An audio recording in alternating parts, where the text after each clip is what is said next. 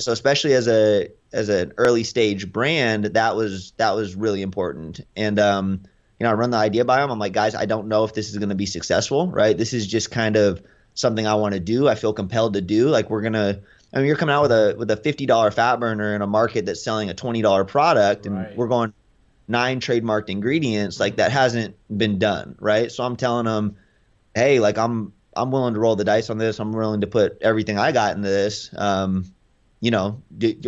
What are your guys' thoughts, right? And they supported it. They believed in what I was trying to do, and that's kind of how it came together. Welcome to Price Plow. Welcome to the Price Plow Podcast. I am most honored to have Robert Oliver of the Genius brand with us here today. Rob, how's it going? Great, fantastic. Yeah, thank you so much for having me. I'm really excited. No. Thank you for being you, dude. We've reviewed a few of your supplements, but obviously I had one of the most positive and enthusiastic reviews ever of Genius Joy, and Yeah. I wrote a little bit low here, man, so might need a care package. But you formulated some absolutely incredible supplements, and we thank you for that. But this is obviously a very intelligently formulated brand. A lot of really cool supplements. You're doing some cool stuff. You have a great look and everything. And some people are trying to ask, like, all right, who are these guys? What's the story behind Genius? We talked about it. Josh Shaw and I talked about it on another podcast. Your name keeps coming up. Sean Wells is a mutual friend of ours. Your name keeps popping up. So like you're getting out there, man. But people are starting to ask, like, all right, who's Rob? And so that's kind of what I'm hoping to find out is like kind of what's the Genius story? How did you start? Who are you? And let's kick things off. Yeah, no, absolutely. So all super good questions there, and I'd love to kind of deep dive. And really, this whole thing, it's I think we're entering an age where people want to know where their products are coming from, and people want to see kind of behind the scenes and all that. So it's a transition period for me, right? I've always kind of been a behind the scenes guy. I like to kind of build, and like I've never been one to step out, right? Like I didn't have an Instagram until a year ago. Right. And now I'm kind of just seeing the importance of being more public, even just for the trust aspect and that kind of connection with the consumers. And that's kind of why I'm finding it more important to step out and tell the story a little bit. So thank you for having me. I mean, I couldn't think of a better audience to kind of tell some things behind the brand and get out there a little bit more. So yeah, I should probably back up my story a little bit more. Kind of got started in this industry 5 or maybe closer to 6 years ago now. I started kind of as an independent rep or broker in the Amazon space. So I was helping some bigger brands kind of manage I was their liaison, so to speak, to Amazon. And I've been a supplement just junkie my whole life. I've been kind of playing around. I mean, I've been taking supplements since high school, obviously. I've probably taken every product on the market twice over. But I've been kind of experimenting with the formulation and creation aspect really since college. I played collegiate basketball, and just to be safe with some of the banned substance stuff, I'd make some of my own stuff and just kind of was making pre-workout back then, right? When Assault was big, and I was experimenting back then. So I've always kind of had a feel for it. And then as I got more involved in the industry on the Amazon front and kind of working with some of these brands I really liked, I stayed very in tune with the creation process. And that was something that, was fascinating to me. Fast forward a little bit more after a couple years of doing what I was doing and enjoying it for the most part, working with some brands that I used to like. There was just kind of like this, call it like an awakening towards supplements in general. And it was when a lot of the protein spiking stuff was happening, and there was a lot of bad press on, hidden ingredients and that kind of stuff. And it was just like this, I don't know, I couldn't tell you exactly what happened, but it was like this shift from, wanting to go to the gym every day and lift as much as possible and not really care, just like really eat whatever you want and try to be strong and all that, to like this real conscious shift towards longevity. And all of a sudden I was just thinking forward, like it kind of mattered, what my quality of life was at 50 or 60 years old. Did I want a torn shoulder joint? Did I want to be carrying around excess, weight? And it was really just this shift in thinking, right? And that's where the idea of kind of the brand first came into my mind. But it wasn't until, with all that manufacturing stuff, kind of going on, and you hear spiked ingredients and all that. It wasn't like I wasn't gonna just dive in, right? I wasn't gonna just take what little money I'd saved and throw it at a contract manufacturer and hope for the best, Yeah. right? Hope So you're gonna get good stuff from China or whatever, and just throw it out there and on Amazon like some people do. right, exactly. Because throughout this process, I had spent an inordinate amount of time. Like all of my free time was really dedicated to, like you said, like where are raw ingredients coming from, right? Like most people don't know a lot of them come from China. Like if Mm-hmm. you told the average consumer that, they might be shocked, right? But it says made in the USA. Well, so a lot of my interest was in that. So Mm-hmm. I'd built a decent knowledge base throughout this process. So yeah, it gave me caution to just going for it, right? And at this point I feel like I knew the Amazon system pretty well, Can you right? give us like So some dates? Like you mentioned college and stuff, but I'm not sure how old you are if you want to disclose that. But you mentioned I, must I'm like assault, so that you're in college, like maybe around 2010 or so, or yeah, I was in college 2010 to 2014. I'm okay, getting close to 30. I'll gotcha. say that. Yeah, and then 2014 is definitely when like the amino spiking was starting to like hit full fledged and everything. So Yep. okay, Yep. So it's pretty much right when I started, right. and then it was the, oh God, I'm drawing a blank on the name. What was the stimulant everyone was using? It was in GATS jet fuel T300. Beta MP BMPE Yeah, thing. yeah, yeah, yeah, Yeah, yeah. So that was like the big one where I was taking that stuff like religiously, hmm, and then it's, oh, what is this actual chemical compound? And at the time I didn't really care either. Like that was when I was still in that kind of like, oh yeah, this is awesome. Let me get more, right? Like, and that was before kind of the shift in thinking. But by the time that finally kind of happened, and I'm, you know, thinking more towards just how I want my future life to be, and that's when it all kind of came full circle. But kind of fast forwarding there, I felt confident with the Amazon system at this point, and like at that point, I think if I wanted to go out and private label and just get some crap and throw it up there, I probably could have made some good money, right. right? And that I mean, I'm seeing guys do it left and right, right? Hmm. Like guys I'm working with, they're blowing it up. They're doing $1 million a month with their Garcinia, and it's just kind of Yeah. like, but I didn't want to do that, Hmm. So it was kind of it was really like a godsend in a lot of ways. I got connected with this contract manufacturer that was relatively new. I was doing some work for some house brands that they had created, and I mean, just phenomenal guys, right? Kind of very like minded, very similar backstory, and we just kind of came together at the Olympia and bounced around this idea of genius, right?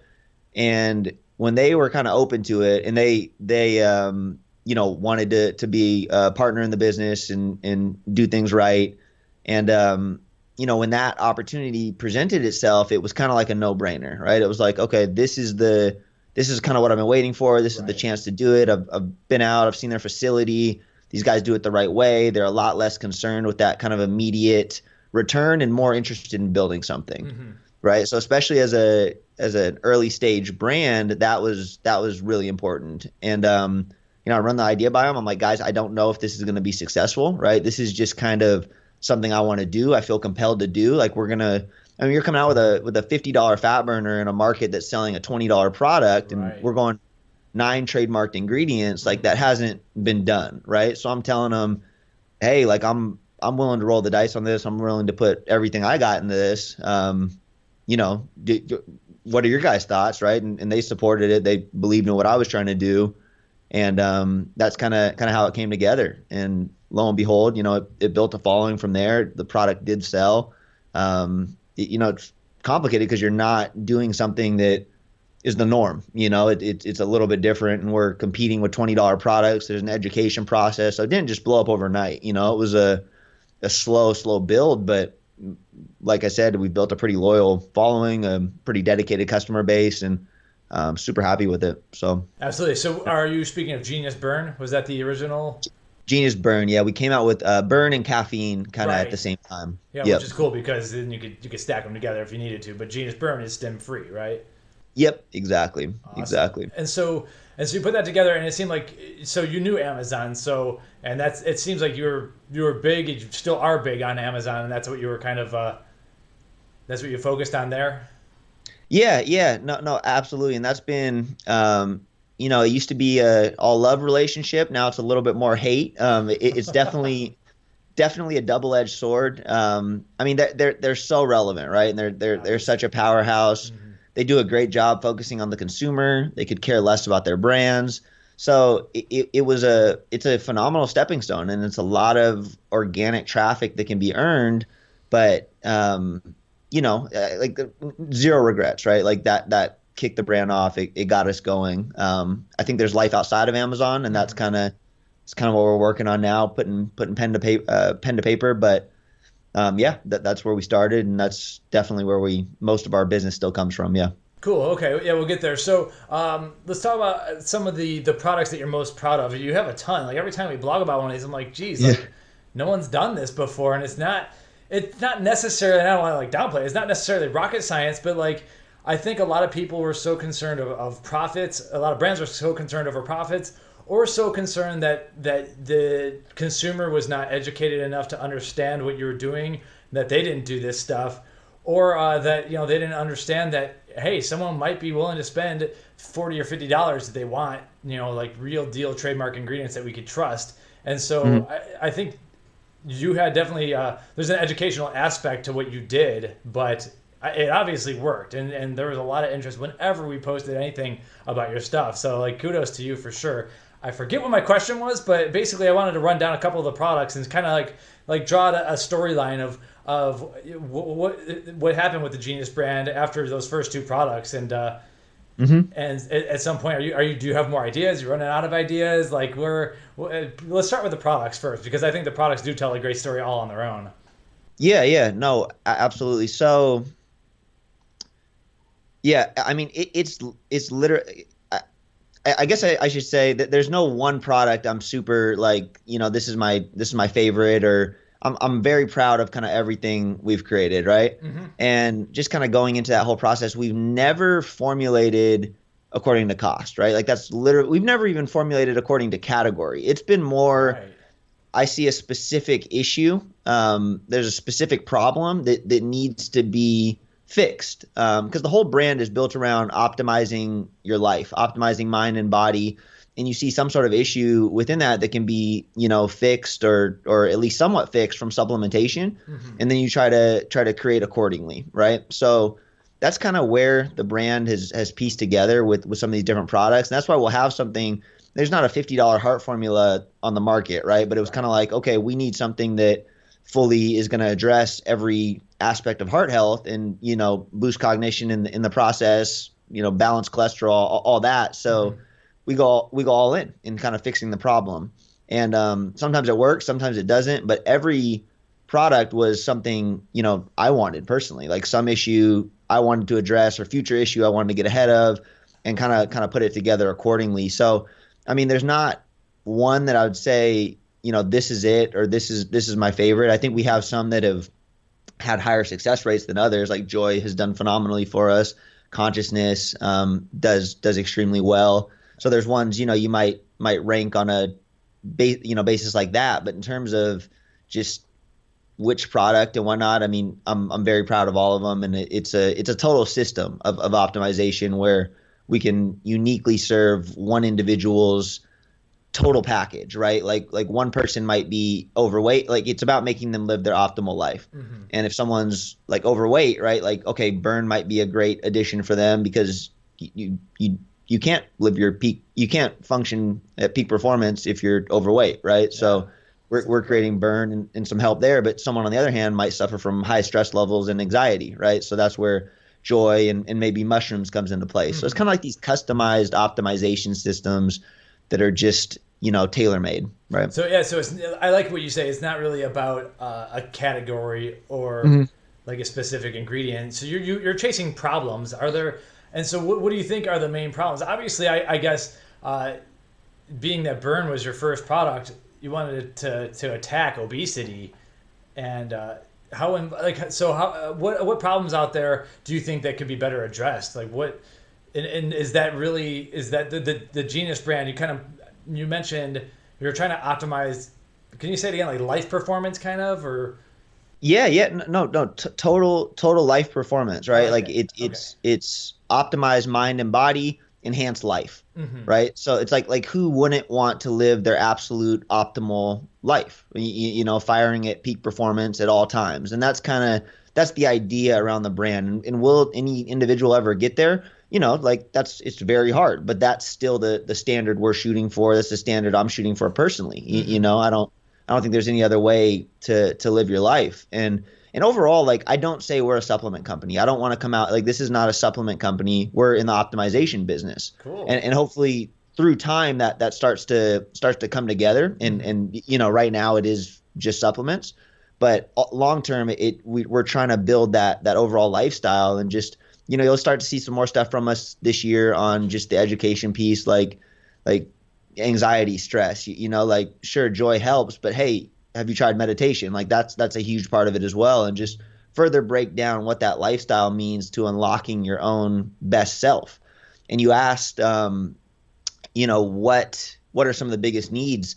Just to be honest, I mean, there's a lot of problems in today's society, Hmm. right? So I can't pinpoint what the biggest ones are. Obviously, like depression and anxiety are probably at the top of that list, but each person's different, and it's just been the if you look at kind of the advancement of technology and all that stuff, like our ancestral DNA doesn't necessarily fit in today's modern world in terms of like how our fight or flight response has developed, right? Hmm. Like that was made for running away from lions, but now it's constantly kind of pinging all day when you're getting text messages popping up left and right on your phone and Hmm. emails, and it's those underlying chronic stressors that cause these bigger issues. So that's kind of where I'm using the brand to try to sorry, kind of side tangent there, but No, this this is is keep going.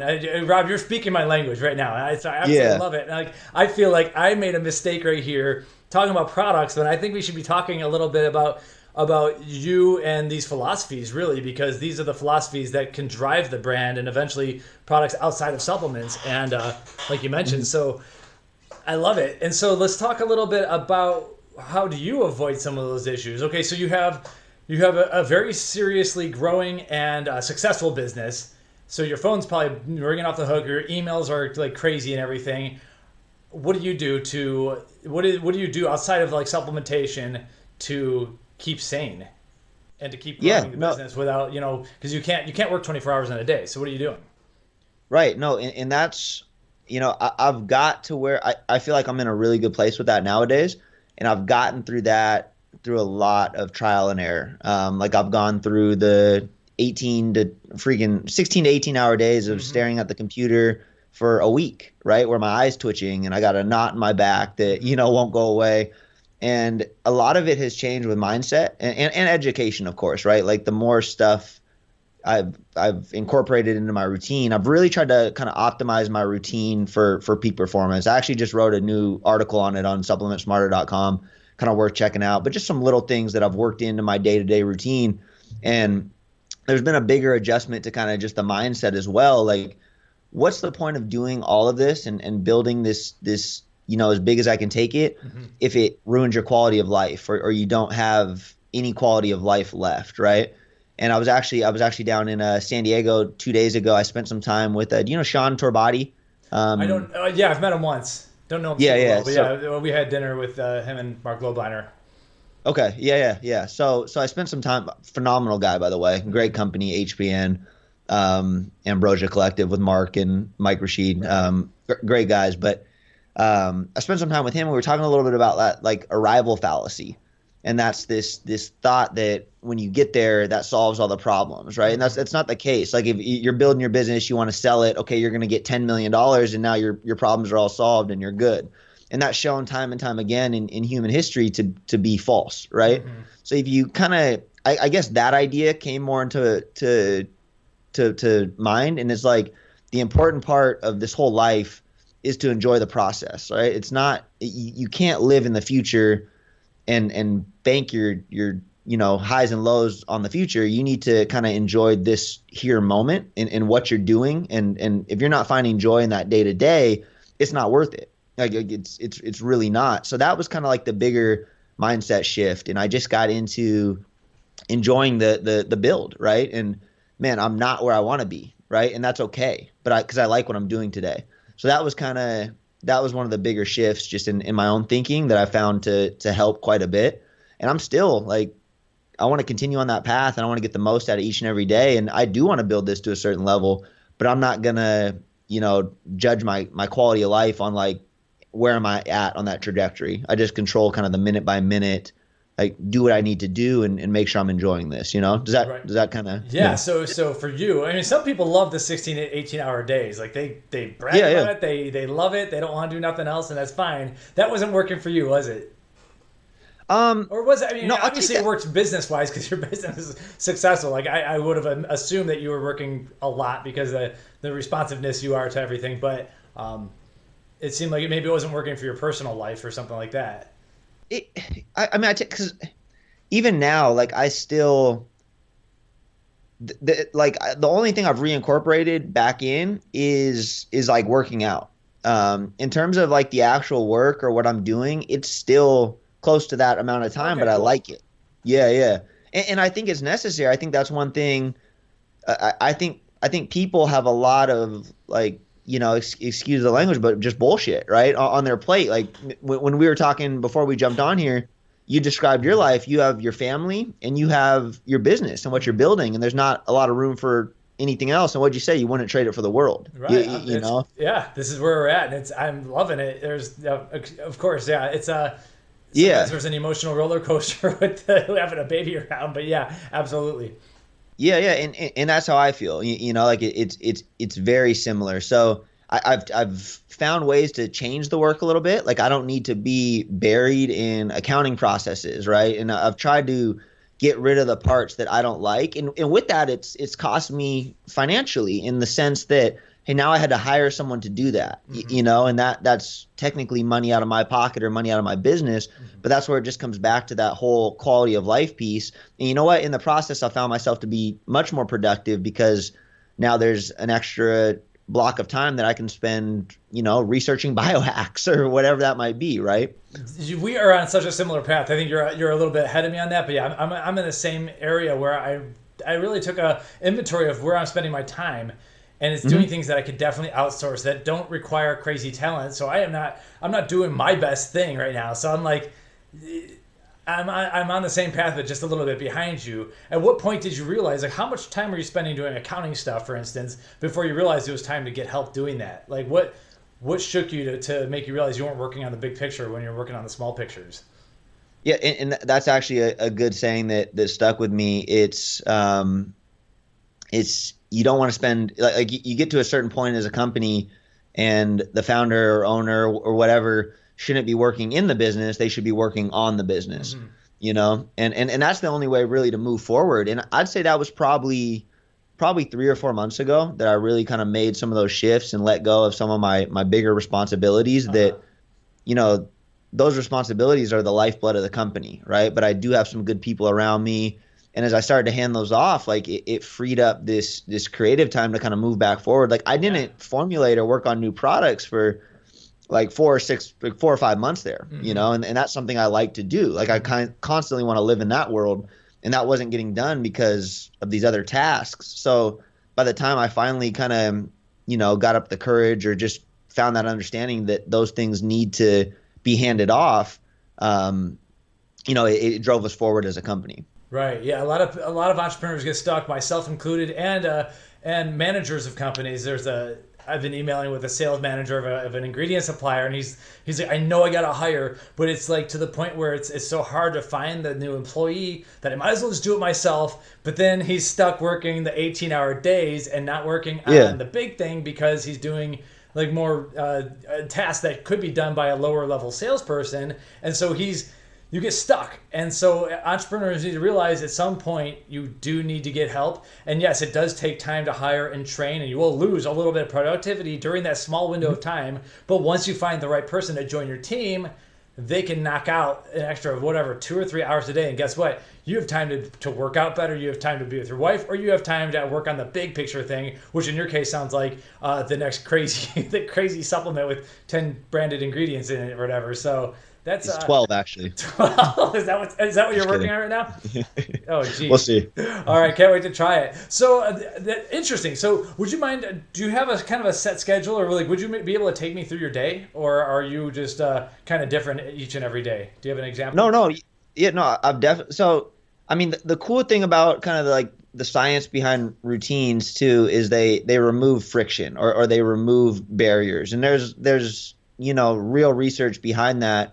It's tasks move from the like you think about riding a bike or something, right? And when you first think to ride a bike, like it requires a lot of mental energy, but now Mm-hmm. you hop on one and you go. Mm-hmm. And the same can kind of be said for your day-to-day routines. Like I just learned to when I first learned to use a French press coffee maker, it's a conscious process, right? Right. Now I could do it in my sleep. So just little things like that.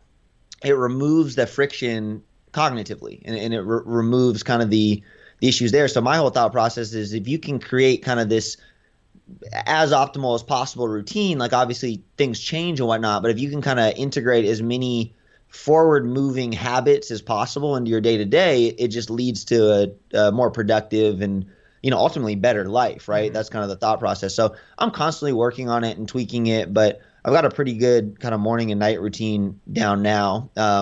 I actually stopped, a lot of people, yeah, and myself included forever. First thing you do is you alarm goes off and you look at your phone, right? And you go through your emails or whatever laying in bed. So cutting that out was like a big one. Actually, Everyone, every intelligent person, Tim Ferriss and all those people, they're like, don't do that. yeah, yeah, no, exactly. It's not good on so many levels, right? So that was a big one. And then I should say value. I'd back up a little bit more. Valuing sleep was big. Like I didn't used to sleep much. I was still pulling all nighters like up to a year ago. Mm-hmm. So valuing sleep. So I wake up naturally. I try to wake up with the sun. I try to go to bed kind of around the same time, and then wake up naturally. So When are you that's going kind to of how I bed? start. What? I'm gonna start crying. When are you going to bed? Now I try to get to bed by like 10:30, 11 Perfect. Okay. p.m. Mm-hmm. So not crazy, but kind of in a decent range. Right. Yeah. Um, so usually wake up kind of with the sun or around then. I'll go down. I will first thing I do is I'll mix our electrolytes with I'll add a little extra Himalayan salt as well. Mm-hmm. I'll drink that. Then I'll write in, I got a little journal that I keep, and I'll just kind of jot down initial daily thoughts, right? And it's nothing too serious. It might be, just ideas about the company or whatever, right? Like 5-10 minutes of kind of a daily journal entry. I'll mix up some apple cider vinegar. I'll drink that. I will then take like a kind of supplement cocktail. It's like Niagen, resveratrol, Genius Test, um, lion's mane, Genius mushrooms. I'll take Mm-hmm. like 12 of those. Jeez. And So it sounds like you're going for some longevity kind of stuff there. yeah, yeah, yeah, Okay. yeah, I'd like to get into that absolutely. later. Okay. Yeah, yeah, yeah. And then I will do like a quick, 2-3 minute stretch, and then I'll either do like I'll try to do a couple reps or something. Usually it's like I try to do like a little ab routine in the morning. It's about Mm. 5 minutes. Knock that out. I will then so then I'll either depending on the weather, I'll either it's about 15 minutes of meditation. It'll be either be in my house or I'll go for a quick walk and meditate. Mm-hmm. And then either way, following that, I'll walk down up and down kind of our boardwalk here. We live down on the water. Cool. It'll be about 15-minute walk up and down. Get some sunlight exposure, sky gaze a little bit, and just wake up. And all in all, that takes me about an hour. Okay. And that was a big adjustment for me, right? Like at Yeah. first, that was time I could spend working, Mm-hmm. and so kind of changed. At first, it was like a 10-minute morning routine, and then I just kind of kept building on it, right, until I got all these pieces together. And all in all, it cost me about an hour, Mm-hmm. but like I find myself more productive. I'm especially calm. Like I used to be kind of a high anxiety person, Mm-hmm. and stress just gets to you, and I think the meditation especially has left me in kind of a calmer state. Gotcha. So that's So been cool. with meditation, do you have any specific tactics with that, or I don't even know the lingo enough, but I know that there's different forms of meditation and everything, like Yeah. mindful. But if you're like, or you just do it while you're walking, breathing, like what kind of stuff are you doing there? So mine's mindful, and I actually hope to learn quite a bit more about every form of meditation and, hopefully go to some different practices and that kind of stuff. But right now it's just mindful. It's, sitting there in a comfortable position, spine straight up, eyes closed, focusing on my breath, just in and out. Try to focus on my breath as much as possible. It's amazing how much your mind runs. Oh yeah. We don't fully have control over our mind. I'm trying to change that. So yeah. Well, part of the exercise is bringing yourself back to the breath. That's actually that's actually the exercise. So it's not like you're losing. That's to me the strengthening of it all. So yep. Yeah, definitely there too. Okay, cool. And so you've done all that. Yeah, getting some sun exposure in the morning, like especially us. Everyone who's on the computer all the time, or people like, who are, they're driving in their car right now listening to this, and then they're going to go into work and just not get enough sun for the day. That getting the sun and watching the sunrise, like I water the plants with when the sun's coming up, and it's just like, it's so day enhancing to me. And so I'm huge on that too. So good to hear all that. So you've done all that. You're feeling pretty good. You're lowering anxiety after that. And then is it time to work, or you have to eat, or are you what's next? Yeah. So I fast about either. It depends. Usually I fast about three times a week on average, where I'll just mix up some black coffee and drink that and go. Other days I have a nice kind of coffee I mix with. I do like bone broth and MCT oil. A little more lion's mane sometimes. What else did I put in there? Oh, cocoa. Do a couple grams of that, and then I blend that up, and that'll be kind of my, morning kickoff. And from there, I'll usually lock in front of the computer for a couple hours. Oh, actually, I forgot. I do red light therapy a little bit. I got it kind of back on my wall there, and I'll stand in front of that sometimes for about 10 minutes. And I haven't read anything about that. What does that do?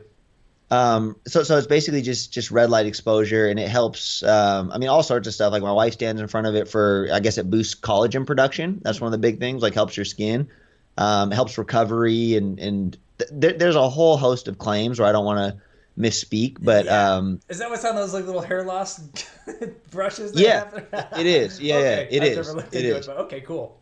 Wow. So that's why I don't want to get too out, but apparently, apparently red light exposure can boost testosterone, and there's a lot of benefits that kind of tie into the whole being in front of the sun piece as well.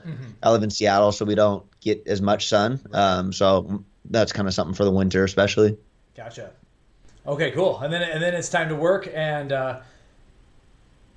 so you're locked in the computer. So it seems like, and this is what a lot of people don't always see, is like there's sometimes there's brands that have like big offices, and then there's some brands that seem to be more like remotely scattered around. And so is that, am I gathering that you're working out of home a lot of the time, or? Yeah. So we are remote right now. I've been looking the last couple months we want to open Genius HQ. Cool. And that's something like I'm super productive at home. I got a great system here. Yeah. Driving to the office is never like any of our guys. We could have opened a headquarters a year ago, financially, no big deal. But now we're just getting to that point, kind of put together a plan for the brand where to go to that next level. I think it's a centerpiece of what you're wanting to do. So Genius HQ is kind of in the works, but right now we are remote. I love my home office. All of our employees are remote. You use Slack at all? Like we're all the app? We don't use Slack, but yeah, we have similar tool sets and stuff that we use. Yeah, and we're all, it's our global village via Slack. So Gotcha. We're all pretty tied in throughout the day, but eventually we'll move to a headquarters. Awesome. And will that be in Seattle? Most likely. Come on down to Texas. Everyone else is. Yeah. It was just fun just being down in San Diego the past couple of days with Compound Solutions, and then Sean up in he's a little more north, but you go, man, not a bad place to live down there in California, Absolutely not. If you could handle the taxes and everything. So, which I don't think I can. Yeah, it's brutal. It's one of the things that drove us out, actually. But okay, cool. So you mentioned that you have partners. Are they still in the picture? Like, what are you the CEO? And it sounds like you're the formulator as well. Are there other people, or do they like to stay behind the scenes? So our contract manufacturer has a small stake in the business, and then I got two other guys that have been kind of with it since the beginning that have kind of have a stake as a result. Gotcha. Okay, cool. And so, but it sounds like you're doing most of the workload. Is that, or not most of the workload, but like most of the high level workload? Yeah. I mean, I think everyone on our team's like, incredibly important and has some. I try to. I don't ever try to have it be like a, like dictator type thing, right? Like I'm super big on every equal part, but yeah, yeah. Yeah, okay, Is yeah, that that was probably not the most friendly I, question. People are I like, I dude, I know don't what ever you want to were work for trying to. Mike. I know what you were trying to ask, Yeah, but yeah, yeah, yeah. yes. Bad interviewer.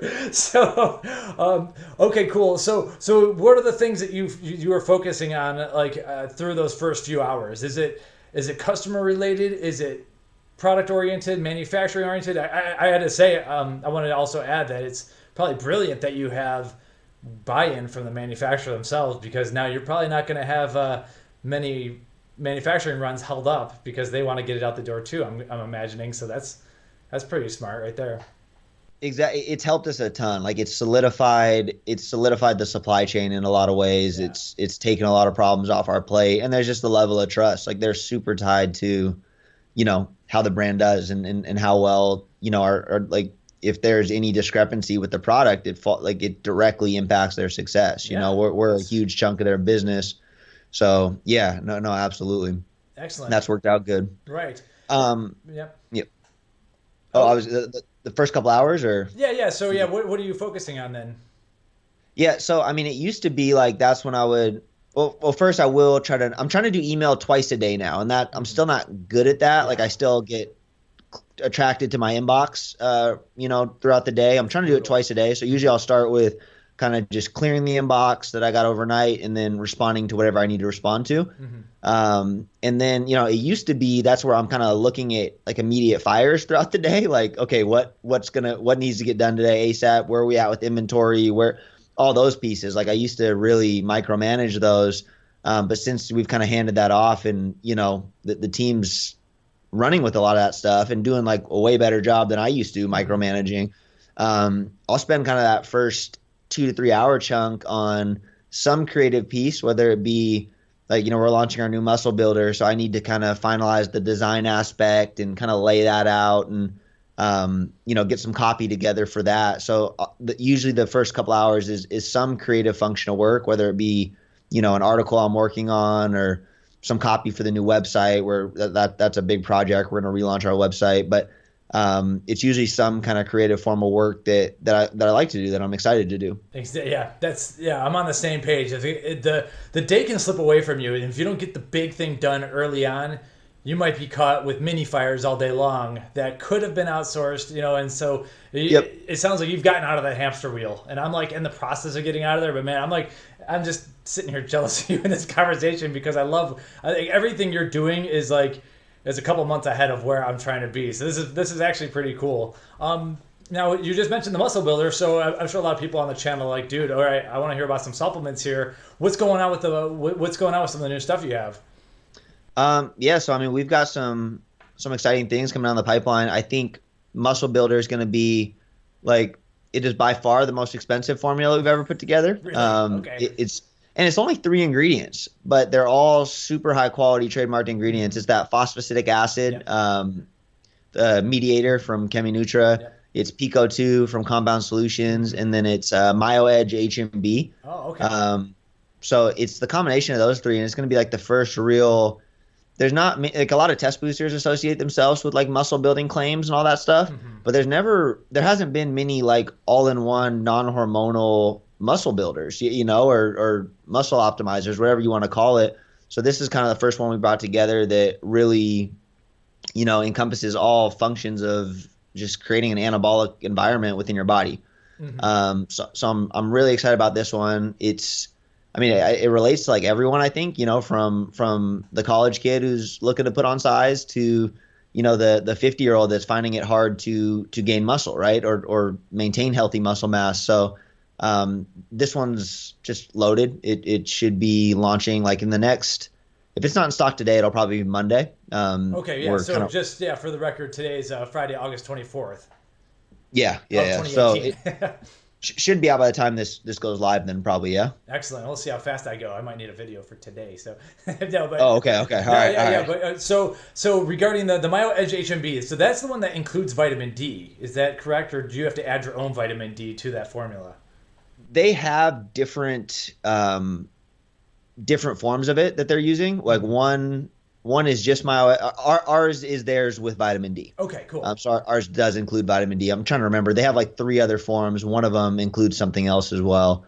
But yeah, ours does include vitamin D. Gotcha. Yeah, because we wrote about one other supplement that was using that, and what they kind of discovered is that HMB, it's an inconsistent ingredient, but they were finding that it works better if you have someone with quality vitamin D levels, and that was kind of like holding back a lot of people's success. And so it was cool to kind of see that. But yeah, HMB will always be a controversial ingredient, even with or without that. And so, but I'm a huge fan of the Pico too. And it sounds like you're a big fan of mushrooms in general, given your stack and that you've mentioned huge it a on couple mushrooms. Times. So huge. Okay. Yeah. So is that like a big area of research for you that you might go down further, or is Genius Mushrooms kind of like where you stand and you're adding Pico 2 to the muscle builder? Yeah, it's tough. I mean, I'll probably continually use them where I can. That's definitely something I think about quite a bit on how we want to utilize them, because there's some great species out there that can be used in supplements, you know? So yeah, I kind of go back and forth on that. Like there's brands that have built their entire brand around mushrooms. You see like Four Sigmatic, they're just crushing it, and they're like almost purely mushrooms. So, I mean, I'd say we're not going to come out with like single releases anytime soon. Like there won't just be Genius Reshi or something like that, but I'll probably continue to find ways to include them in formulas, because the research is super exciting and super promising. Yeah, absolutely. I was listening to the Joe Rogan podcast with Paul Stamets. With Paul? Oh my God. Yeah. Like, that's one of the best podcasts like ever. And isn't it? I fully especially agree. they're talking about the portobello mushrooms, and he like could not speak anymore about certain things. Apparently they have explosive compounds inside of them or something like that. And so anyway, so like I forget the name of his brand. We've written about a couple of their products, but they have they attack specific needs that it seems like you do as well. Like they have their own immune system supplement. They don't only do single ingredients, but they're attacking immune, they're attacking longevity, and they have different things, focus and all that. So it seems like a decent model. But yeah, I'm definitely fascinated by a lot of that. It seems like one of the challenges is finding, like you mentioned, lion's mane a couple times in this episode, finding a quality lion's mane extract that's consistent. How are you able to do that? And does working with the manufacturer so closely help a lot with that? Yeah, no, so that was actually super tough. We found I wanted them USA grown as well. Oh, really? Okay, awesome. Yeah. So that made it even tough. Like checking the boxes off, that made it even harder to bring to market. Paul Stamets company's down in I'm drawing a blank on their name too, but they get all theirs from Oregon as well. So they're USA grown. That's definitely a brand I've used in the past. I use from time to time. I take their turkey tail sometimes, but finding that we went through like 5 or 6 different suppliers because we do some decent volume. So the first couple we found were small that would probably fill the run, but supply chain wasn't solidified. Right. So I actually get pretty involved with the suppliers as well. Along with my manufacturer. He's a doctor of pharmacy, and he's kind of gone through this whole world. He's worked with a bunch of different suppliers. So eventually we found one. Like long story short there, we found a reliable farm here in the United States. I want to say like in Wyoming or something. They it's grown on purple corn husk. So it's all USA grown, super high quality. Have you visited the farm itself? I haven't. Okay, because I see you're starting to get into making content. That actually might be something interesting, because a lot of the users, a lot of people watching this, they want to know more and more. You meet the person behind the brand, but now we're like, hey, let's go with the person behind the brand to the purple corn husks and stuff. I don't know if that's worth a whole flight for, but there's. I like the idea. No, I like it because we are kind of working on a series like that where we're going to go to the manufacturer and film some of the products being made and all of that to kind of show behind the brand. I hadn't thought about going out to the actual suppliers, but I like that idea. Cool. That's good. Yeah. Yeah. So to get back to where I just was, we were talking about Pico 2. What are your experiences with Pico 2? So before taking this product or before creating this product, I did just Pico 2. I cut out a bunch of kind of strength supplements for like a week or two, and then did just Pico 2. and for I want to say 14 days or something, but my personal experience was in line with their clinical studies. I felt stronger within 3, 4 days, right? Like it was, I did 4 grams, no, 2 grams, sorry. I did 2 grams for that 14 days. And by that end of the first week, like when I was on to my next, lift, I felt noticeably stronger. So I go, oh, this is a no brainer. It's going in the product. So Awesome. I think Compound did a great job with that one. It's an Absolutely. exciting Yeah, ingredient. Yeah. there's definitely something to it. For me, I've talked about this before. So I train with a heart rate monitor on, like across my chest. I Okay. don't do any of that Fitbit nonsense. I'm old school, so I'm a grumpy old man. But no, I use the heart rate monitor across my chest, and yeah, oh yeah, there you Polar? go, exactly. Yeah, I have like 3 different polars. Okay. That's the only Yeah. way to go, in my opinion. I want it right on my heart, and Yep. so I noticed, and I have a pretty good feel for how much deadlift weight and where my heart rate's going to go. And what happened was I started taking that stuff, and a week in, my heart rate was like way lower with the same amount of weight as always. Okay. And it happened consistently. And I'm like, I don't know what the hell's going on, but there was something to this Pico 2. And so Yeah. that was with the first supplement that had Pico 2 in it. And I was like, dude, this is the only ingredient that's different that I'm not familiar with. And so to me, I'm not sure if I ever noticed strength, but in a way, like if my body is working less, or and that's why I like the heart rate monitor, because that's like the only true, not true, but it's the only like physical way I can communicate with my body, and like the amount of Absolutely. stress that I'm putting on it is how much blood am I having to pump and how hard is my heart working.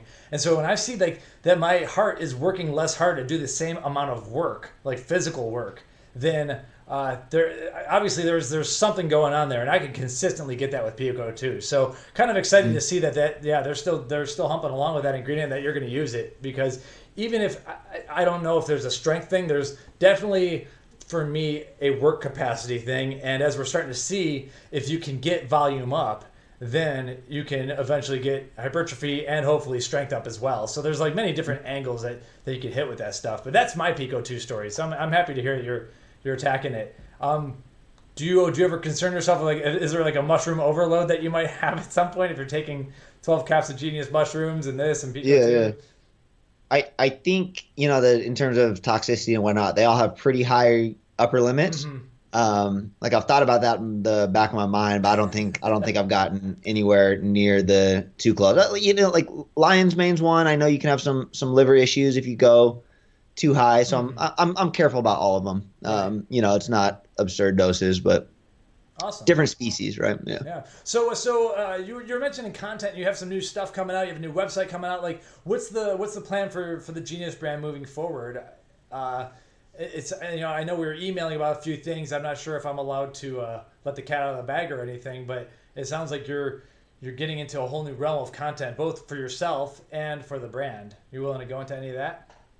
Yeah. No, for sure. Refresh my memory on what did we touch on Well, email? Genius TV. Is that Oh already yeah. out? So yeah. Oh, it No, is. Okay. so no. It's not out. It's not out. So yeah, we're gonna kind of go through this. We're calling it's this kind of 6 to 12 month period where we want to relaunch our website and kind of build our direct sales a little bit more, establish some kind of retail relationships, and kind of get this baseline outside of Amazon. Right. I definitely think that's big for the brand, just because you see what they're doing with all their house brands and all that stuff, right? Like, we're not going to call that home anymore, right? We used to exclusively drive all our traffic there, and that was kind of our, the name of the game. But we're going to kind of build our own house, right? Like, and with that, that's when we'll move kind of to Genius HQ. We'll start getting some new pieces go. There's a ton of great ideas on the content front. It's about maximizing resources, like probably bringing on, some new pieces internally in terms of talent and team members that can kind of spearhead each of those pieces. But yeah, we want to eventually get into, probably call it, we might do Genius TV, or we might call it Genius Talk Radio and videotape it, right? But it's just kind of, that'll be a big piece of it, with podcasts, becoming which is surprising. I thought podcasts were the thing a couple years ago, but it just seems like they're gaining more and more traction, It's not slowing down, absolutely. No, yeah, not at all. So that's something where we'll kind of combine the whole mind muscle piece. It won't just be fitness personalities on there, but you'll get just more into that general genius piece, right? And Yeah, that was my idea. I was like, you know what? You're the genius brand. I would bring on any genius from anywhere. If it's a chess champion or if it's like someone who's just a genius, whatever, gymnastics coach. Like yeah, I yeah. would anyone who's got like some sort of genius level of anything. I think that they're worthy of you talking to them. And because you see, like in the fitness community, and I get into the ketogenic community. You see the same people interviewing the same other people. It's like this like inbred circle. And the last thing I want to do is like become, just do the same old thing. Which is why I love having you here because I don't think you've been out too much on a lot of these other channels. So it's Yeah, like cool yeah, to not at all. have other people in and out. And like I want to interview certain like researchers who you kind of gotta like get them, kick them in the butt a little bit to get them on video. But once you do, like, you're like, whoa, this person's a genius. That's what I wanted you to do. But and so yeah, that's how the email thread was kind of going there. Yeah, yeah, no, and that's spot on. Like it's totally in line. And with that whole thing, we want to build like part of Genius HQ that I think is super important will be kind of the content studio. And it'll be kind of a hybrid gym. We might have some kind of biohacking pieces like cryotherapy and kind of that stuff there, Nice. and just really build out that whole side of the business because I think that's super important. Like obviously we do well now, but if you want to take this really to the next level, having that brand identity and kind of that home base for content and all that is right at the top of the list. Like you see. Someone that I thought did a pretty cool job of this recently was Performix. Have you seen their facility in New York? I haven't, to be honest. No. Yeah, no, it's super cool. It's like theirs is all fitness, and that's kind of their Right. world, bodybuilding. But it's a state of the art, very very nice gym. Like I think it costs $900 a month or something to train there. Something crazy. So. But that fits what they're doing. It fits their identity. So we want something similar that fits ours and kind of tells what the brand's about. Cool. So Okay. yeah. And so you mentioned like the word you said the next level, and so what is there like an end game with this at all, or what is like the goal of Genius? So I mean that's where I've let go of what the end goal was, right? Like I think when first started this, it was like, okay, we need to sell and get to a certain point, and that's that arrival fallacy I was talking about earlier, right? Mm-hmm. Where that kind of defeats the whole purpose. And when so we've had offers on the business, like we got to a point where there's a market for these Amazon. Yeah, thank you. No, it was cool.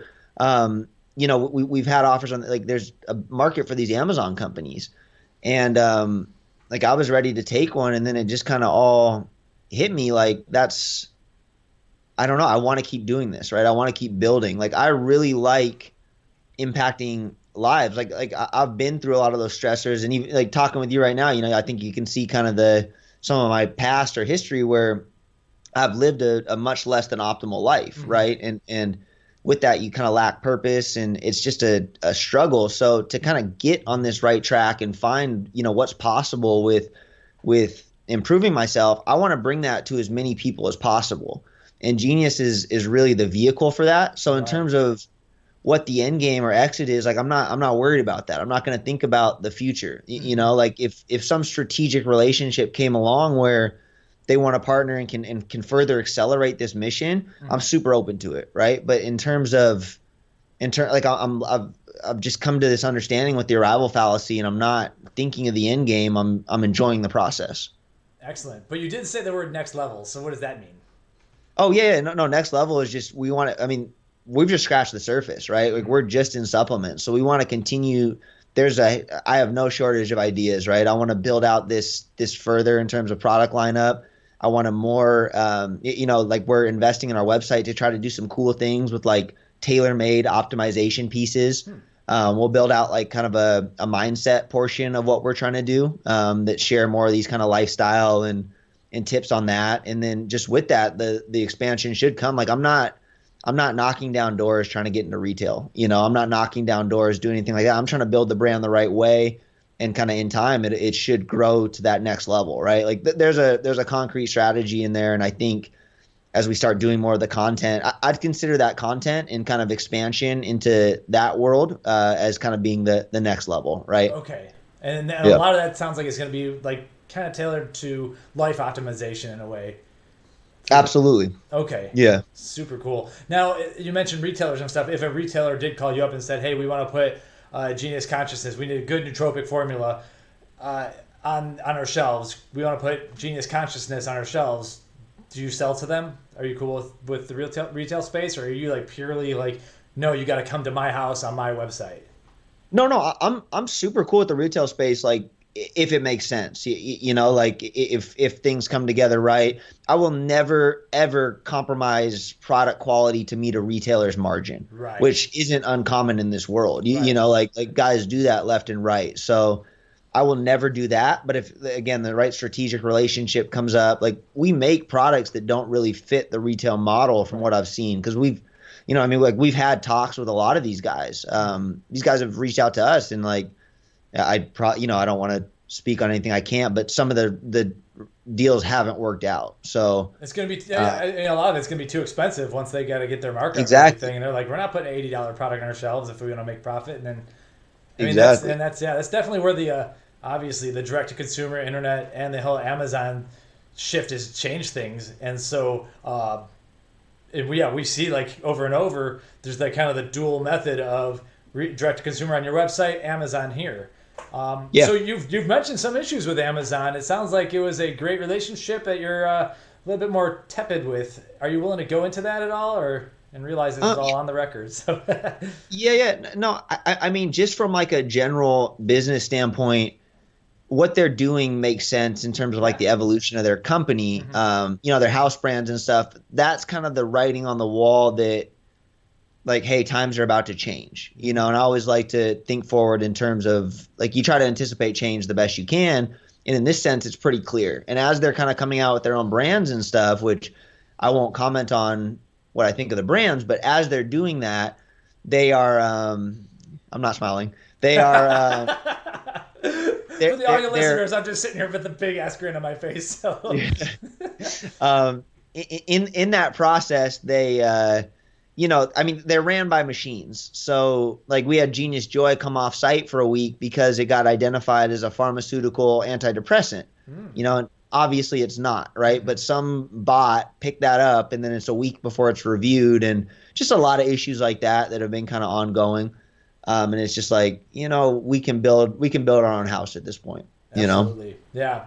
And so for those who don't know or haven't seen the review, what happened for me is Genius Joy is one of my favorite supplements ever. I'm holding it here. And so this was sent my way for free, I got to say. And it was sent my way when I was like going through the throes of baby-based sleep deprivation, and I was just a freaking train wreck.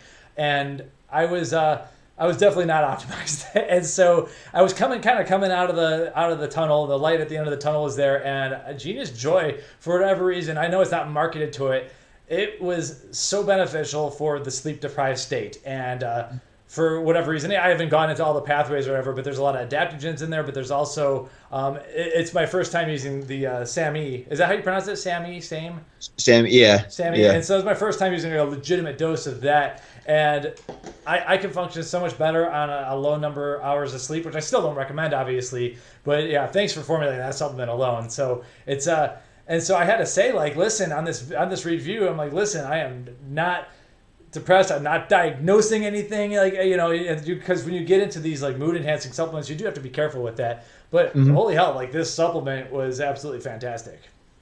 Yeah, nice. Yeah, thank you. That's you said. I said I don't place one above any other, but I'll say that one, a lot of work went into its creation. It was probably close to a year from start to finish before getting that to market. I spent a long time working on that. Yeah. Yeah, and I think like when I look at your formulas, like I kind of just see like that dose you have for the whole 4 caps, you have a whole gram of the SAMe, and on top of a bunch of other stuff, and it's like this kind of has like balls to it. Not that the product itself has balls, but the fact that you put a whole gram in there and expected to sell it. Like other people are like, oh yeah, that looks like a great dose. I would never sell that because I can't sell a $60 supplement or whatever it might be. And you're like, but it, if you're, I'll worry about price later. I'm telling, like, some people don't care. Like obviously some people just got money and they don't care, but other people are like, dude, I'm in the throes of, let me just say, this sleep deprivation, and I can't right now. I cannot physically. I'm not going to get sleep. That's just how it's going to be. I will throw money at the problem at least for a month or two while we kind of correct the sleep pattern here, which we did do. And so people will throw money at a problem if it's properly solved. And I think you did as good of a job as anyone could do with that. And I imagine that people had this idea, like other formulators, they just didn't have the balls to do it, and you did. And so, hats off to you for that. Well, thank you. No, I appreciate it. Yeah. And so, we were talking about Amazon. Oh, yeah. So Amazon flagged that and everything. And they are having their own brands. Like, to me, I wouldn't think that they would come out with something like Amazon Joy, for instance. But at the same time, they see the data. They see what people are searching for. And they see the sales numbers. And if it's looking good enough and they could, do a little bit of math and see if it's profitable enough or whatever, they could easily throw their product up top and knock you down your own listings. If someone's searching for Genius Joy, they could easily put 10 of their own products on top of that and just knock you below the fold. It's smart to be on your own to be on your own page. At the same time, are you gonna ever abandon Amazon? No. I mean, they're just too relevant, right? Yeah. Like and they remove that friction. I mean, at the end of the day, too, I just want a good consumer buying experience. Like I want the customer to be taken care of, and they get that with Amazon, right? So I'm not.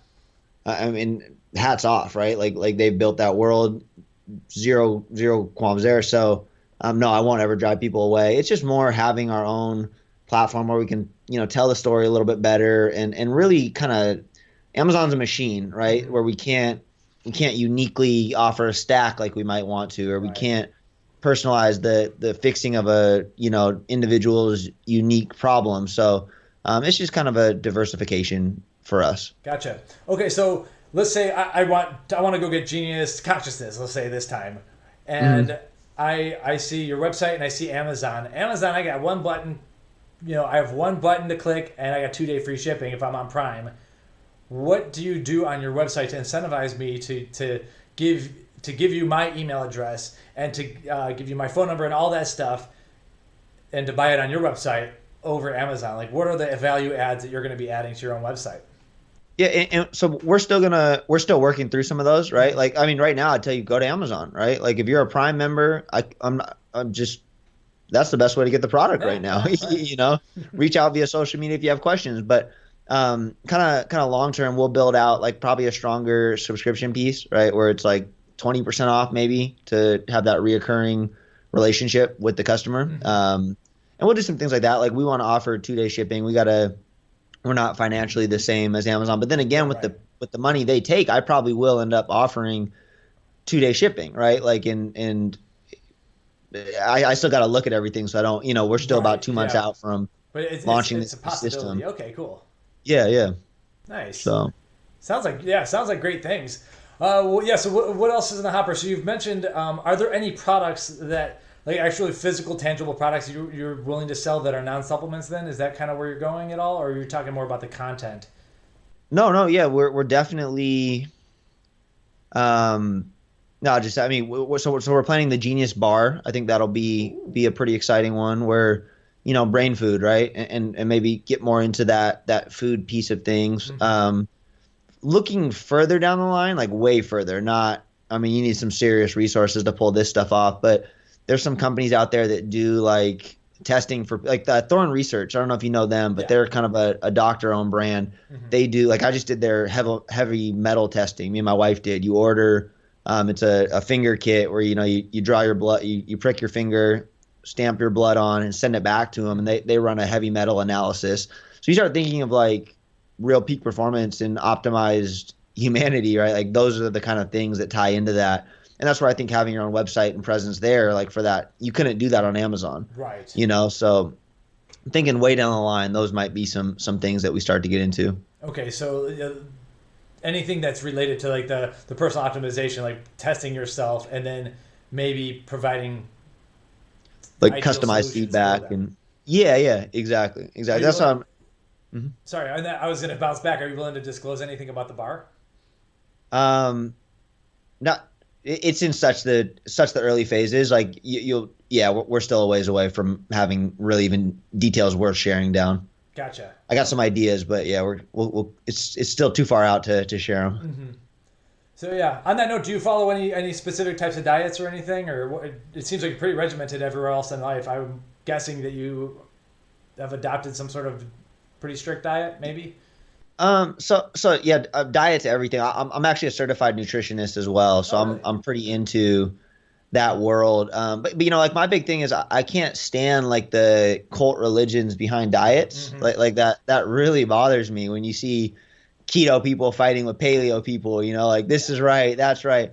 And that's like a real pet peeve of mine. So I've done all the diets, like from, we've been vegan for a year. We've just finished up a keto sprint where I kind of went, I really wanted to get into that. Were you keto Um, vegan?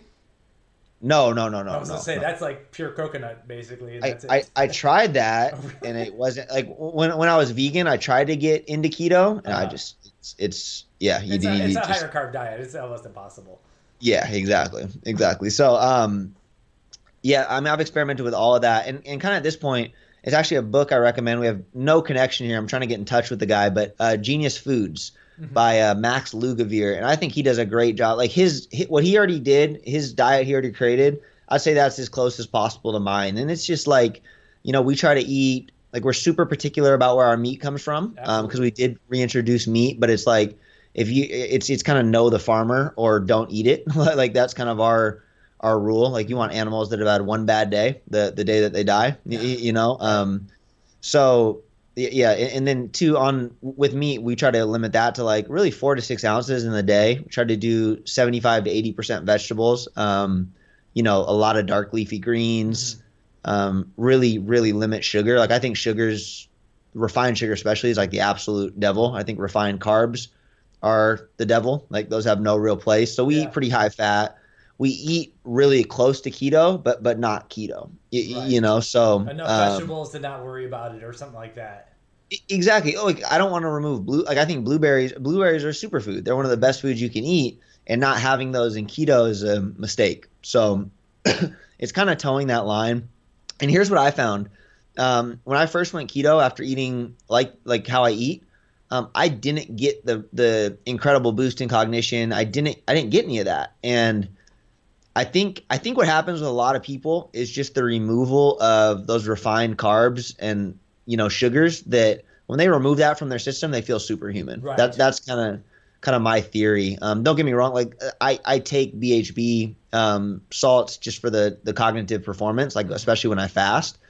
So I do, like, your brain's more powerful when it's running off ketones than glucose. Agreed. But at the same time, I just think you got to find that balance. Like staying in keto all the time isn't good.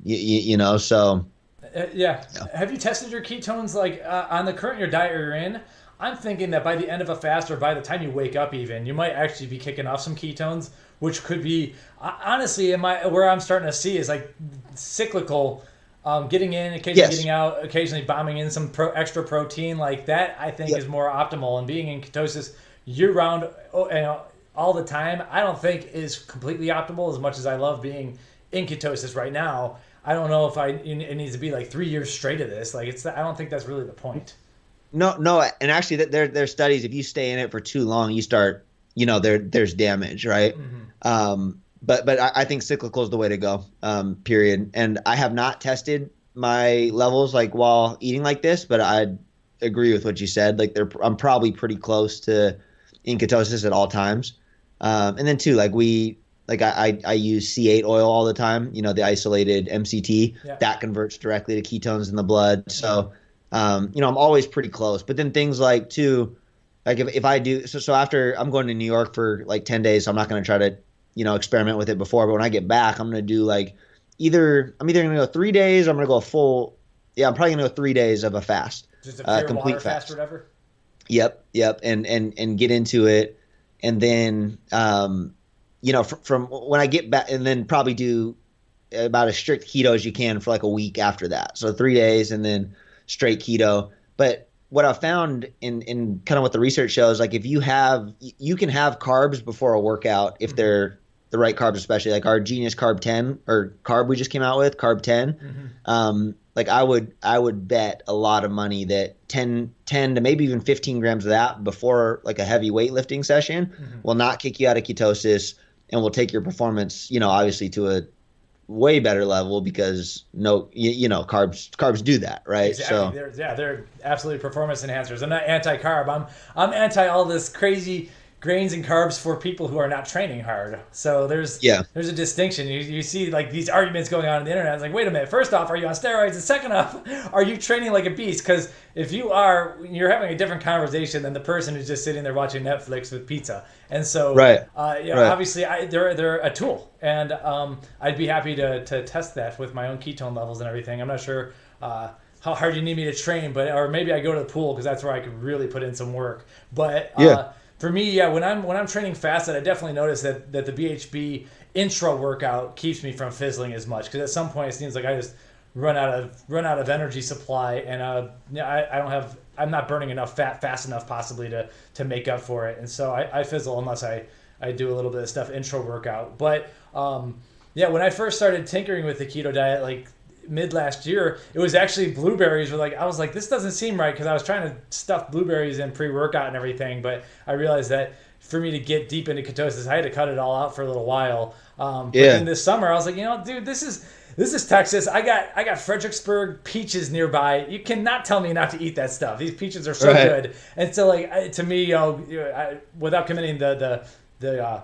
appeal to nature fallacy, like you can't tell me that I shouldn't be eating these peaches. Like these are here and they're right for the taking. So no ketosis when I got those things around. But yeah, it sounds like I'm very, very much in the agreement with a lot of stuff you're doing. So is the if you're mostly vegan, is the food bar going to be a vegan based bar, you think? um, Sounds like you're not far enough along down no, the, no, no, the no. planning. I'm just trying to make sure like there won't be wet. Yeah, It's tough to do. I mean, yeah, it should be. cool, It should be. awesome. I'm just trying to think. Like we're gonna have a lot of healthy. It'll be a lot of healthy fat. It'll be close to like a keto type bar. You know what Right. I mean? Like That, so, it should check all the vegan boxes.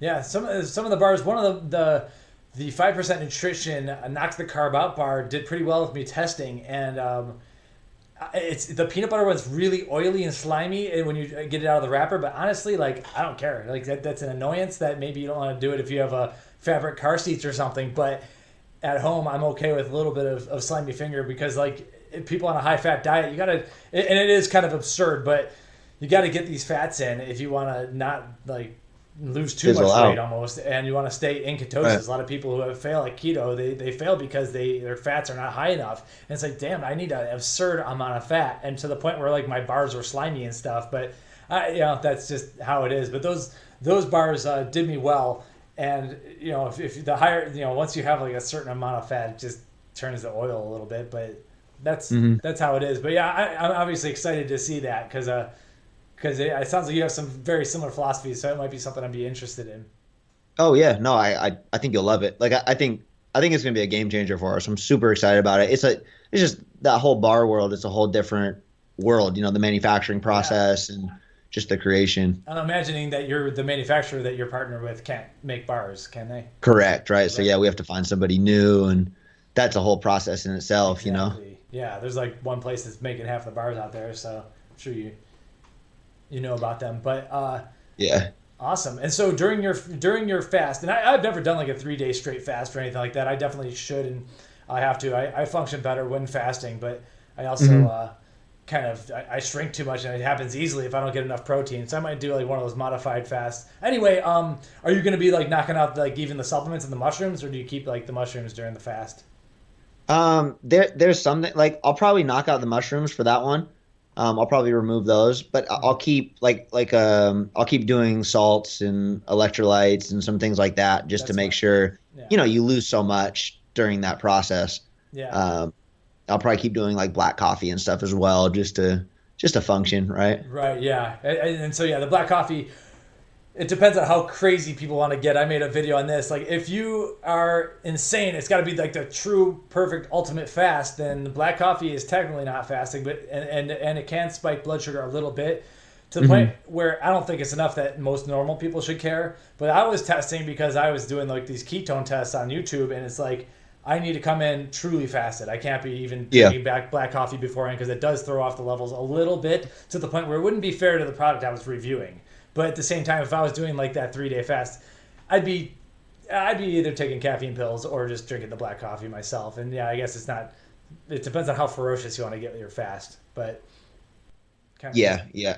awesome. I think at that point, 3 days, you just, you got to do what you got to do in some sense, right? Yeah. Like, When are you gonna do it? Maybe I should do it with you. September, I might start it flying back from New York. So September 15th. Oh, it's right Um, by. Are you gonna be? You're not gonna be at the Olympia, isn't that right? I'm not going to be at the Olympia this year. Gotcha. Yeah. Okay. Yeah, I most likely won't be able to join you on that then. Yeah. Yeah. Well, yeah, I might wait till that Monday. So we'll be in touch. Nice. We'll All figure it out. right. Sounds good. So, where does everyone find you? You said you haven't had Instagram until a year ago. What are the plans with that? Like, first off, how are you separating the brand, the Genius brand, from yourself? And also, like, what are all your handles? Yeah. Yeah. So Instagram's kind of the one I'm personally focusing on right now. I just changed the handle to The Genius CEO. Okay. So you can find me at The Genius CEO on Instagram. We'll make links too. Um, yep, I'm pretty active there. In terms of separating brand from personal, I'm just not. Like I think at this point, I embody everything the brand's about, and I want to show that, right? Like so. If you have questions for me about Genius, like please, feel free to reach out to any of my personal stuff. I don't. Oh, right. I'm not. Yeah, I'm not really separating it.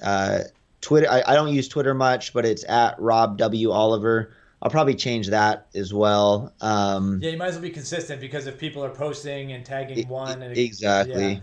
I want to just get my own name, but Rob Oliver and Robert Oliver are taken, and so No, the Genius CEO. Does that fit? no. I know. I'm just eventually I want my own name on there. Yeah. I gotcha. Yeah. Yeah. Well, yeah. So what I'm realizing is that I need to kind of. Oh, so what I was saying though actually was how are you separating if a post comes from the Genius brand on social media though, that are you going to be putting more of your personal stuff on the Genius's Instagram, or are you going to kind of Yeah. keep that where it's been? So like all my articles and stuff are publishing on the Genius site. Mm-hmm. We'll probably do content that's like usable for both. Some that like if I do a breakdown of sleep aid, like it'll most likely be featured on mine. And then a lot of the brand stuff will be more kind of, individuals we have associated with the brand and whatnot. Cool. Okay. Gotcha. And so yeah, it sounds like for some of the fun stuff that we've been talking about, I would also like to follow you because I already know the supplements a lot. But yeah, it's more Right. I'm more to the stuff that you're doing. Very cool. Very cool. And so that's the plans. Yeah. So what I was gonna say is yeah, I'm not the biggest Instagrammer. I don't even have a personal Instagram. I don't think I'm going to get one. I know that's like bad for CEO, but right now I don't have the time for that. But so yeah, some of my personal stuff comes out of there. What I'm finding with Twitter though is once you knock out all the crap and it's not Facebook. You don't have to follow your friends or anything like that. I have kind of whittled things down to basically I'm following researchers in the realm of areas that I like. And what's cool about Twitter is that as simple as it is, people can make links to their studies and stuff. And so you have researchers who really can communicate and talk about their new studies. And you have this whole information movement going on. And when there's a bad headline talking about these mice died in these really weird situations or whatever, the researchers all get together, and it's like Twitter has actually been a great community for that. And so I'm actually getting a little bit more active there just because that's where people are trading this kind of information a little bit more. But that might shift as things continue to shift away from Twitter. But that's been kind of what I actually realize is it's not the total wasteland it is once you stop following certain Garbage. Yeah, the garbage and everything. So Interesting. Yeah, that might be where I just at least hang out a little bit because I've been learning a ton. It's weird to say I've been learning a ton on Twitter lately. So No, that's cool. I mean, at the end of the day, that's why I think social media should, I used to hate it because of all the garbage. Right. It is such a powerful tool if done right. Yes. So that's cool. I'll check out Twitter a little bit more. Yeah, and I'm still always paring down the follow list and everything, but to the point where it's a lot of people we follow I don't even know. It's just I know that they they post good research, and Yeah, yeah. then I have like way too many things that we want to write. So it's that's the plan at least. All right, That's good. good. Anything else that you have going on? I mean, clearly it's been an awesome road for you guys. We loved following your stuff, especially because we're very product and ingredient focused. And man, you've put out such great products. So congrats once again. Yeah, yeah, no, no, thank you. No, I mean, we're just going to continue to try to, innovate and solve problems. I mean, that's kind of the name of this game. And Absolutely. I've really I'm becoming an essentialist in the sense that I don't want a bunch of side projects, and I want to focus all my attention and effort onto this and just kind of refine and try to impact as many lives as possible. So this will be the move for the foreseeable future. This is the platform to do it. Excellent. Well, Yeah, congratulations yeah. both on your success. Everyone, this is going to air first on YouTube, so definitely leave your comments below. And check out the Genius CEO on Instagram, because that's where you could probably get some good answers to any questions. Hopefully, our users won't spam you too much, though. But yeah, No, and bring then it on. yeah, I'll let you know if there's any comments that require attention. Anyone can feel free to leave comments on the YouTube, and I'll try to answer some of them. But we'll also bring Rob back in, and if we need to. And I would love to have you back on anytime we could like do a deep dive on maybe just like one small area of topic. Like if you learn a little bit more about certain meditation techniques or something crazy that Yeah, is yeah. really working well for you, or anything like that, that could help enhance the geniusness, then, or enhance the consciousness even, then I I would like love that. to do a deep dive. But I think this has been a great introduction to who you are and to the brand. And I know I started asking a lot of like kind of personal stuff, but obviously I think that it's important to know the person behind the brand, and it's and you have a cool story, and you're doing a lot of cool things. You're like doing a lot of stuff right, and it takes a lot of Thank people you. a long time to figure that out, and it seems like you have. So it's like you're a good follow just for that reason. Well, thank you. Thank you. I really appreciate it. It was fun to get on here, and I'd love to do it again soon. Absolutely, Really. we got to meet in person someday too, because it's always better. There's the missing like kind of the Absolutely. physical chemistry, whatever there. So yeah, we definitely For do sure. that. I'm not sure I can keep up with you on the beach sprints right now, but maybe I'll get there. All right, we'll see you next time. And so the last thing, your website, supplementsmarter.com, right? Yep. Yep. All right, we'll make links Supplementsmarter.com. to all that stuff and to our price pal page, where you can sign up for the news alerts on the Genius brand, because obviously they have a lot of stuff, and they have a lot more stuff coming, potentially not even supplements. So can't wait to see it. Thanks again, Rob. Awesome. We'll see you. Yeah. Thanks for having me. Awesome. Thank you. All right, Rob. One thing I forgot to ask you: you seem to like you read a lot of books. Maybe, maybe not. Do you have any book recommendations for everyone? Oh yeah. No, I'm obsessed with books. I I can posted tell. on my story earlier this morning. I was like, I got a problem. I just ordered I order them a lot too. I got a little personal library shelf back there. Nice. So The Essentialist was one that I was just telling you about. The Essentialist by I'm drawing a blank on his name, but The Essentialist was really good. What else? Genius Foods was Yeah, you phenomenal. I mentioned that. think Genius Foods provides a lot of clarity on just he makes science really relatable and understandable to the average user. Mhm. So Genius Foods was good. I read a lot of business books. I'm reading Building a Brand Story right now, Okay. that I've really enjoyed. I think I The saw that first on your couple chapters Instagram. of. Yeah, yeah. I actually got that recommendation from Sean Wells as well. Mhm. So he knows his stuff. What else I got? Incognito is fascinating. That's on the inner workings of your brain and kind of how like there's so much going on in our day-to-day life that we're not responsible for, and how like our consciousness is the tip of the iceberg that actually that's not even what fully drives the machine. So Mhm. it's incognito, like who's pulling the strings kind of behind the scenes. I'll leave you with one more so we don't go too crazy.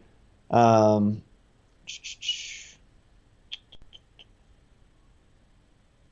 Oh, The Awakened Ape. The Awakened Ape was The phenomenal. Awakened And Ape. that The APE. Awakened Ape. Yeah, here, Okay. let me.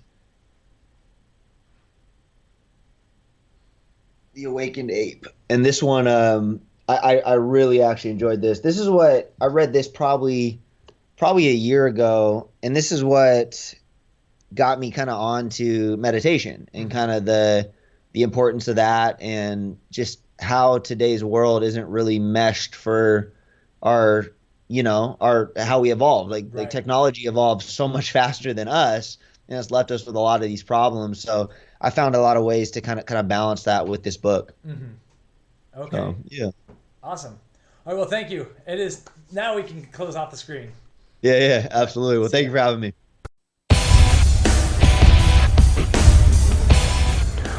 Welcome to Price Plow.